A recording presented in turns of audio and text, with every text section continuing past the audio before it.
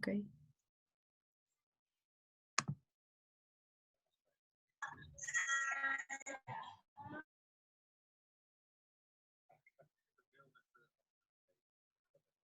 Okay.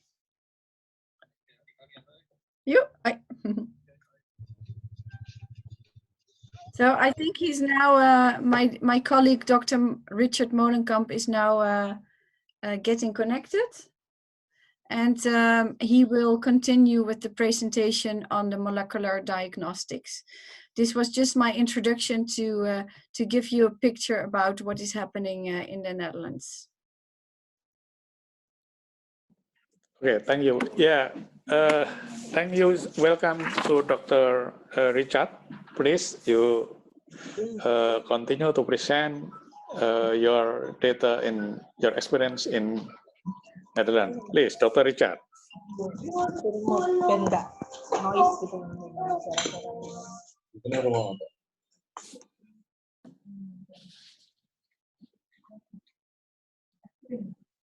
Sudah Pak Gus?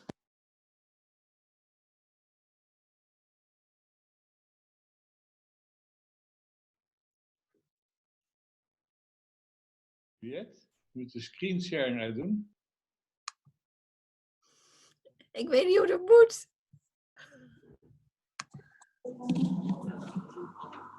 Ja, hello, Dr. Richard.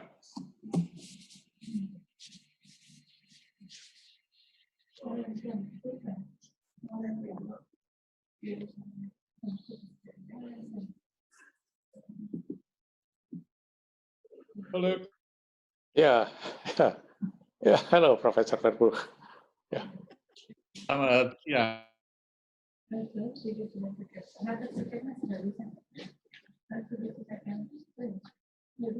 Yeah, Dr. Richard.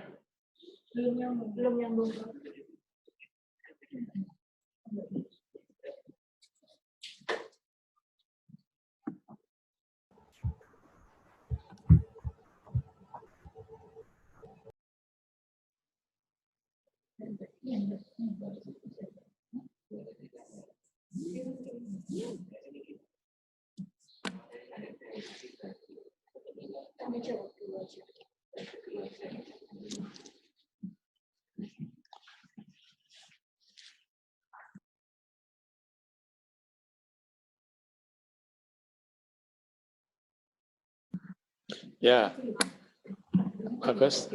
Yeah, while we waiting Dr. Richard to connect, maybe Dr. Juliet, how about the definition of cases in Netherlands? In Indonesia, we know that the cases, if a patient have the sign and symptom, then hospitalized, and PCR positive, then including in cases. Also, the health people that also positive viral detection by PCR, then we make a division of cases. How about the definition in Netherlands about the cases of COVID-19? Yes, that's a very good question, and also a very difficult question, because there's not a real case definition. The case definition that we had, well, in mid-February or so, is not applicable anymore. And what we are learning at this moment now from the people that we test positive for the virus is that the symptoms are, it's a range of symptoms that people can have. So it's not only the pneumonia that was first reported from China and the respiratory insufficiency, but it's also only fever, or sometimes it's only a headache, or only muscle ache, or general fatigue. So it's very difficult to recognize a person to be infected, that is infected with the virus. So for patients, every patient that is now admitted to our hospital for another than COVID. We asked a series of questions about fever, about other complaints, headache, pain in the throat, anosmia. Anosmia is also a very specific symptom of COVID. So loss of smell and loss of taste. And as soon as somebody reports any of these complaints, we test the patient. We also test healthcare workers with these complaints. So even a healthcare worker with only a headache or only pain in the throat, we test them for COVID, and we see that in about 5 to 10% of these cases, these are positive. So that means that it's very difficult to recognize a person that is infected with the virus. Yeah, maybe Dr. Richard still not connected. Have? Not yet. Yeah, yeah. While we waiting, Dr. Richard. Yeah, Dr. Juliet. Yeah. Yeah, Dr. Juliet. Yeah. So it means if we some people with very good health, no any sign and symptom, no clinical sign, but positive of virus. It is not included in cases or included in cases. Yeah, I'm just getting a message from Dr. Molenkamp that he cannot, it's not working for him to log in. So maybe it's, this is very unfortunate. Can you send him again, the password, etc.? Yeah, just send to Dr. Molen and have received the new web ID and password, but still not yet connected. Yeah, not yet. Yeah. Yeah, Bagus, not yet. Okay. And you? Yeah.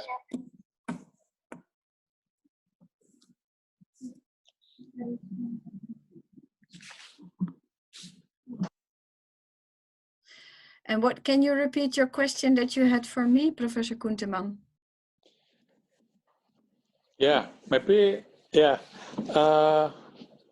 To other audience, if one or two questions during we waiting the Dr. Richard, please, if one or two participant can have any question to Dr. Juliet, please.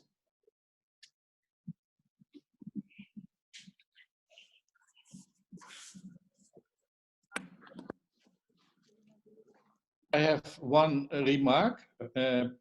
Juliet, has there been any case of laboratory-acquired COVID-19 infections, as you know? Laboratory acquired, no. We follow strict protocols like Professor Inge Lucida showed.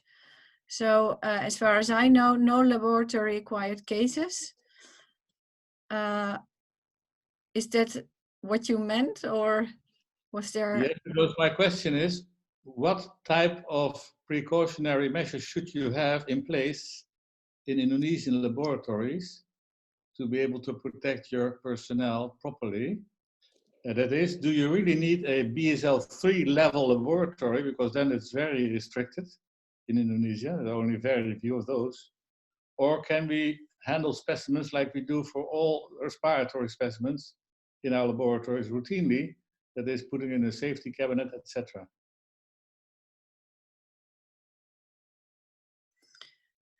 Yeah, BSL-3 is I think only necessary if you do culturing of the virus. So BSL-2 can be fine. That's very important information. So that means that many more Indonesian laboratories can do the diagnostics for their patients in their area. Otherwise, everything should go to the few BSL-3 labs that there are in Indonesia. So BSL-2, proper BSL-2 circumstance should be sufficient. Yeah, Indonesia also, I think. Indonesia also, in general, BSL-2 is okay at this moment. But on the ITD, BS3, then do in BSL-3. But at general, Indonesia use BSL-2. Yeah, okay. So maybe Dr. Juliet, we can continue to the Dr. Vera. Was Dr. Richard not connected? Yeah. Yeah, okay ya.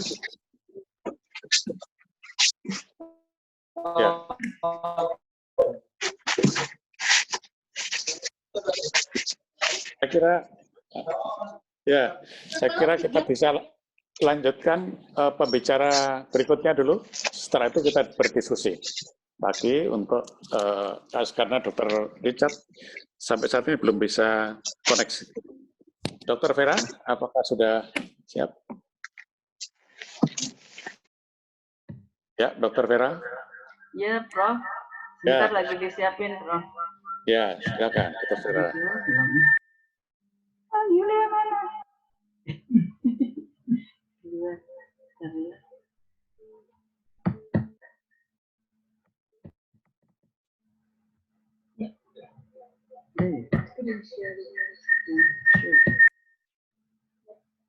Ya. Baik, saya Only one computer per room. Yes.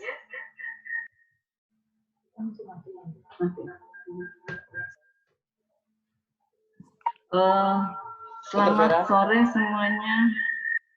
Untuk seluruh teman-teman sejawat yang ada di Indonesia, dan good morning for Vero and Juliet. Ya, Dr. Vera, barangkali suaranya mungkin komputer lain bisa dimatikan barangkali. Ada lain. Suaranya bengong.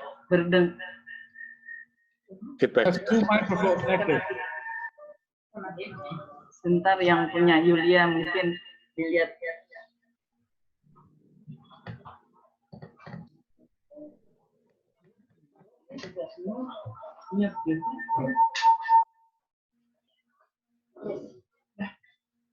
Oke. Baik, saya mendapat tugas dari Prof. Kuntaman untuk membagi apa yang sudah dikerjakan di LMK atau di Departemen Mikrobiologi FKUI Universitas Indonesia itu di Jakarta.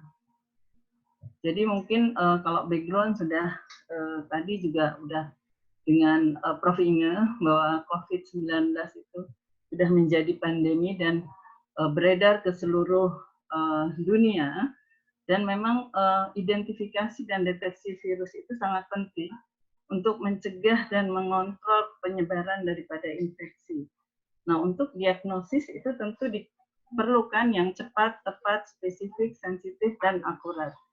Dan WHO sudah merekomendasikan untuk diagnosis dari penyakit COVID-19 ini menggunakan molekular method. Jadi ternyata dari pengalaman yang sudah kami kerjakan itu memperlihatkan bahwa beberapa masalah itu harus dipelajari, dioptimasi, dan di-adjust sesuai kalau kita mau mengaplikasikan implementasi daripada metode tersebut.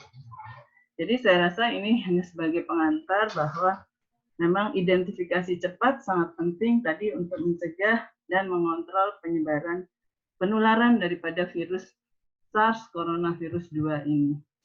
Nah, seperti kita tahu bahwa gejala penyakitnya itu mempunyai range yang sangat besar atau yang sangat luas, dari mulai yang asimptomatik sampai yang ringan ataupun yang berat, yang termasuk sampai meninggal yang biasanya pada lanjut usia atau yang punya komorbid. Jadi memang penyebab infeksinya harus cepat diidentifikasi tadi untuk mencegah penyebaran terutama dari yang tidak bergejala ini. Nah, ini adalah virus yang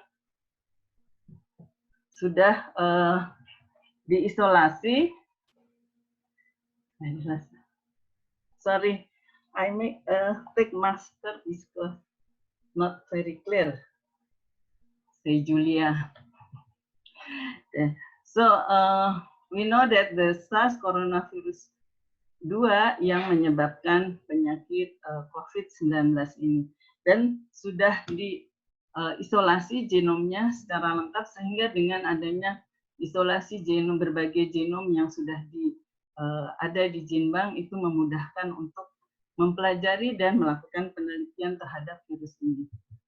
Nah, ini adalah genomnya, saya rasa tadi sudah juga dibahas oleh Prof. Inge, dan dari berbagai genom kelihatannya masih memperlihatkan kesamaan, dan untuk itu mungkin masih belum memberikan permasalahan untuk variasi-variasi yang lebih luas. Nah, berdasarkan dari rekomendasi WHO, memang tadi untuk diagnosis yang sampai saat ini direkomendasikan adalah berdasarkan deteksi molekuler. Nah, itu juga yang tadi juga sudah didiskusikan, bahwa di mana sih dilakukan untuk diagnosis molekuler. Tadi di berbagai negara termasuk di Belanda mungkin itu di BSL 3, kami melakukannya di BSL 2 dengan BSC di dalam dan bertekanan negatif. Jadi hampir ya ke BSL 3 meskipun tidak di BSL 3. Nah, ini sudah tadi juga dibahas oleh Prof. Inge, jadi bahwa ada berbagai target yang sudah dikembangkan untuk kit-kit yang secara komersial juga sudah ada. Saya tidak akan membahas satu, ini adalah berbagai protokol yang bisa kita gunakan. Jadi ada yang dari Jerman, Hong Kong, Cina, Thailand, Jepang, dan CDC. Nah, untuk mikrobiologi atau termasuk dari pendeteksian virus SARS coronavirus 2 ini, itu memang hampir sama dengan prinsip dari pemeriksaan mikrobiologi. Jadi apa yang masuk itu tentu akan menentukan apa yang keluar. Jadi memang di sini bagian dari pre-analitik, kemudian analitik dan post-analitik itu sangat penting untuk tadi mendapatkan hasil yang paling baik atau yang paling optimal. Nah, untuk pre-analitik dan analitik yang paling berpotensi untuk kira-kira memberikan tadi hasil yang mempengaruhi hasil daripada real-time reverse transcriptase polymerase chain reaction ini, seperti contoh kalau pre-analitik itu adalah tadi identifikasi atau misidentifikasi, kemudian inadequate dari prosedur untuk spesimen, collection-nya, handling, transport, storage, karena nggak mudah juga mengambil spesimen dari nasofaring ataupun faring. Kemudian juga koleksi yang tidak tepat atau tidak adekuat material dan quality atau volumenya. Kemudian juga adanya substan-substan yang bisa mempengaruhi hasil. Kemudian error daripada secara manual pipetting yang secara spesifik. Kemudian kalau bisa terjadi kontaminasi sampel ya. Kemudian pasien-pasien yang menerima terapi antiretroviral. Ini kenapa? Karena ada beberapa antiretroviral yang digunakan untuk pengobatan daripada COVID-19 ini yang mungkin nanti bisa berpengaruh terhadap hasil daripada pendeteksian daripada virusnya. Kemudian dari yang sisi analitik tentu uji yang dilakukan pada saat kapan. Jadi ada pada saat di mana memang belum ada virus atau apa yang disebut window period atau diagnostic window. Kemudian adanya rekombinasi aktif daripada virus, yang kita tahu bahwa RNA virus itu sangat aktif, bisa bermutasi dan sebagainya. Kemudian juga reagen ataupun teknik yang belum divalidasi, kemudian primer dan probe-nya juga nggak sesuai, kemudian tidak berfungsinya alat, kemudian tidak cukup atau adequate material, dan non-spesifik daripada PCR analisa, jadi termasuk metode ataupun misinterpretasi daripada ekspresinya. Nah, tentu ada konsekuensi daripada kesalahan daripada diagnostik. Karena kalau ada false positif, maka itu akan menyebabkan orang yang harusnya tidak diobati akan diobati. Kemudian apalagi orang yang bekerja yang berhubungan dengan publik. Jadi seperti public relation officer dan sebagainya, dengan adanya positif tentu dia harus dikarantina dan sebagainya. Jadi ada konsekuensi selain klinis juga ekonomi. False negatif apalagi itu akan menakutkan karena dia bisa menjadi penular daripada penularan dari manusia ke manusia, menyebarkan virus di community, dan tentunya yang kita akan sulit mencari orang yang kontak dengan yang tadi sebetulnya dia positif, tadi false negatif. Nah, untuk itu kita memang harus secara tepat melihat bahwa ada daerah-daerah atau periode yang dikatakan kalau di gambar ini kita bisa lihat ada threshold batasan daripada pendeteksi daripada teknik PCR. Yang akan dideteksi adalah yang bagian di atas threshold tersebut. Kemudian ada bagian-bagian menyebabkan bisa terjadi false negatif. Nah, kami di Laboratorium Mikrobiologi FKUI berdasarkan SK Menteri itu sudah ditunjuk untuk meskipun agak berubah-berubah. Jadi pertama SK-nya apa, kedua berubah. Ini ada SK yang paling akhir untuk bertanggung jawab untuk daerah DKI, pemeriksaan yang diberikan secara gratis untuk swab PCR ini. Tetapi terakhir ternyata semua lab juga sudah diizinkan ya. Jadi saya nggak tahu. Jadi yang menjadi tanggung jawab dari Laboratorium Mikro ada 36 rumah sakit yang di Jakarta Pusat dan puskesmas ada 8 puskesmas. Nah, jadi jumlah spesimen yang diuji yang di LMK sampai saat ini, jadi kami ada 2 jenis. Yang pertama karena kami pada tanggal pertengahan Maret itu membuka pemeriksaan yang dalam tema ISPA, jadi infeksi saluran nafas atas, karena waktu itu belum ada izin untuk pemeriksaan yang terkait dengan COVID-19. Nah, itu self-screening, jadi orang yang memang tidak termasuk dalam kriteria yang dibuat oleh pemerintah bisa memeriksakan diri ke kami, terutama memang adalah teman sejawat dokter yang merasa bahwa dia berkontak, sehingga bisa memeriksakan ke mikrobiologi. Nah, tetapi tadi sejak awal April, kami menjadi dengan SK tersebut laboratorium rujukan untuk rumah sakit di Jakarta Pusat. Nah, sampai tanggal 13 April kemarin, total spesimen yang diperiksa secara mandiri ataupun yang self-screening itu ada 3.089 dengan hasil positif 326 atau 10%,55. Kemudian ada 4 yang harus diulang. Sementara dari rujukan itu 10 hari itu kita bisa mendapat 643 dengan hasil positif 184 dari yang positif. Jadi kurang lebih hampir ya 28% untuk positif dari yang rumah sakit rujukan itu adalah pasien yang masuk kriteria PDP dan ODP, OTG.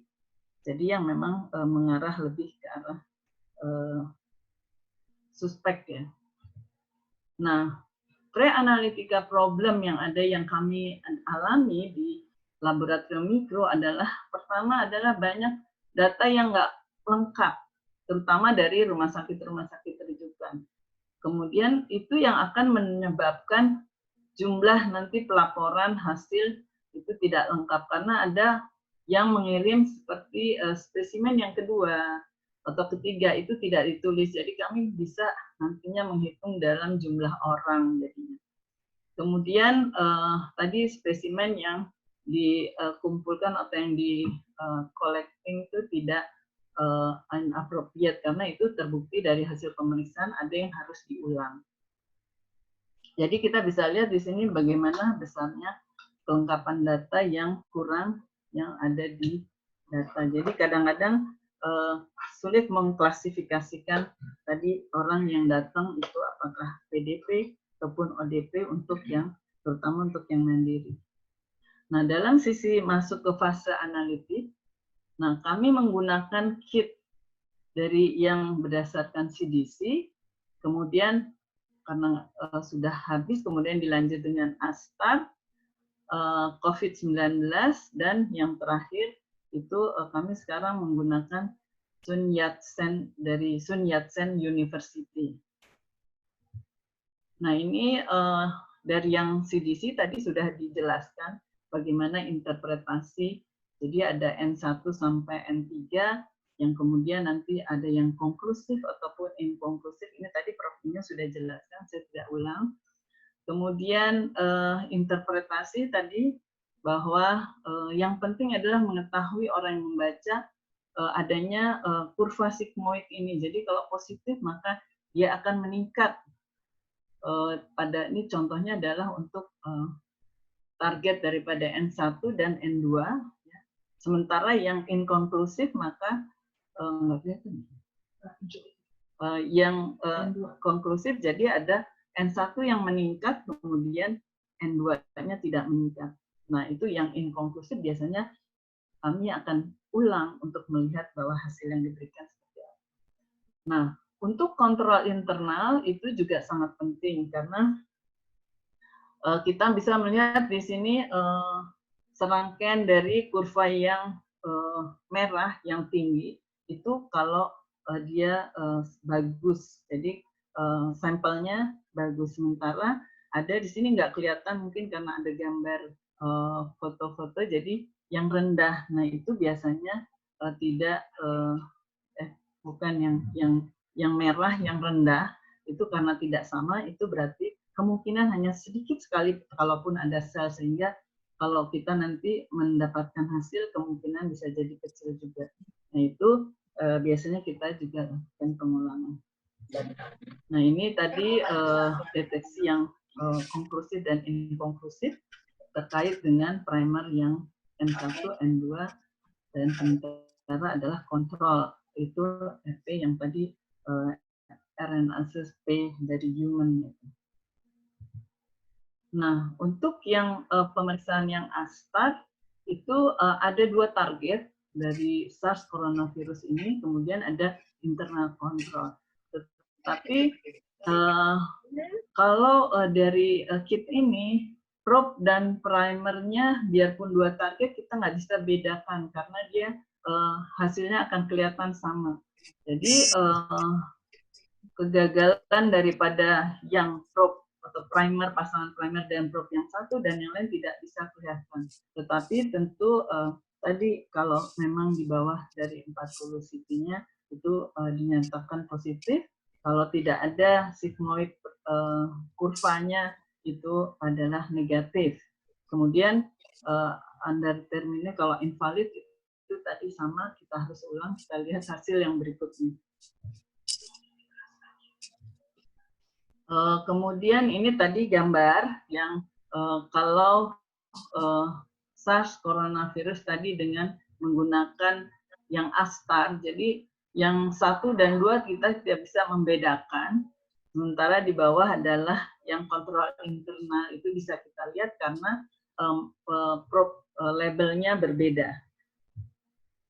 Nah ini yang kemudian kita gunakan sekarang adalah kit dari Sun Yat-sen University.